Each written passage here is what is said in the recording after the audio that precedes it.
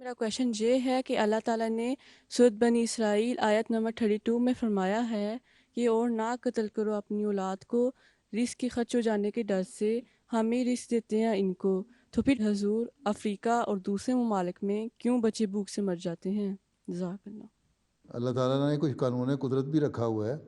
اگر تم قانون قدرت پہ عمل کر رہے ہو، کام کر رہے ہو، اپنی پوری محنت کر رہے ہو، جو تمہارے وسائل ہیں ان کے اندر رہتے ہوئے تم اپنے بیوی بچوں کی خوراک کا خیال رکھنے کی کوشش کر رہے ہو، تو پھر اس بات سے ان کو ہلاک نہ کرو کہ ان کو رزق کہاں سے ملے گا. اللہ تعالیٰ نے کہا فیملی پلاننگ بھی اگر کرنی ہے تو اس خوف سے نہ فیملی پلاننگ کرو کہ اللہ تعالیٰ روٹی کہاں سے دے گا.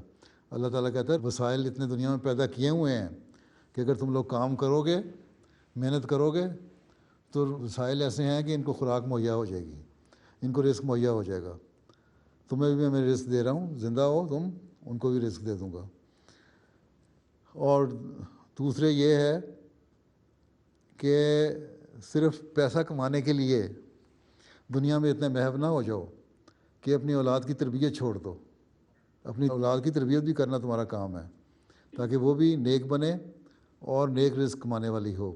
اور رزق سے مراد روحانی رزق بھی ہے اور مادی رزق بھی ہے. تو اللہ تعالیٰ ہر طرح کے رزق مہیا کرتا ہے. جو بچے افریقہ میں مرتے ہیں تو وہاں ایک تو اللہ تعالیٰ کا ایک ٹرائل ہے، ابتلا آتے ہیں دنیا میں، ان ملکوں میں بھی آتے ہیں، بعض بار بارشیں نہیں ہوتی ہیں، ڈراؤٹ آتے ہیں، تو اس کا اثر بڑا پڑتا ہے دنیا پہ. پھر بعض دفعہ یہ کہ حکومتیں ڈس آنیسٹ ہوتی ہیں، وہ خود تو کھا جاتی ہیں، عوام کا خیال نہیں رکھتی. افریقہ میں اگر مرتے ہیں تو پھر وہاں کی حکومتیں ایک تو اپنے عوام کا خیال رکھتی ہیں، دوسرے یہ ہے کہ اب تو دنیا ایک گلوبل ولیج بن چکی ہے. یورپ میں رہنے والے بے شمار خوراک اپنی ضائع کر دیتے ہیں. اگر ہم افریقن ملکوں میں بھجوائیں ایمانداری سے اور ہمارے اپنے ویسٹرن انٹرسٹ نہ ہوں اس میں، تو بہت ساری بھوک دنیا کی ہم ویسے مٹا سکتے ہیں. تو اگر ہم بانٹ کے کھانے والے ہوں تو یہ اللہ تعالیٰ نے جو رزق پیدا کیا ہوا ہے اس کو تو ہم صحیح طرح ڈسٹریبیوٹ کریں تو کوئی بھوکا نہیں مرتا. اللہ تعالیٰ نے رزق دے دیا ہے، ہاں ہماری پلاننگ اور ہمارے غلط کام جو ہیں اس رزق کا صحیح استعمال نہ ہونا جو ہے وہ اس میں بے برکتی ڈال دیتا ہے.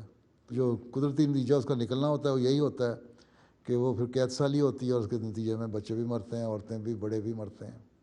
لیکن اللہ تعالیٰ کو الزام نہیں دیا سکتا. ابھی بھی دنیا کی خوراک اگر پوری طرح خوراک کا اندازہ لگائیں نا دنیا میں اور دنیا کی آبادی کو دیکھیں تو ابھی بھی اتنی خوراک ہے کہ ہر انسان کو خوراک مل سکتی ہے.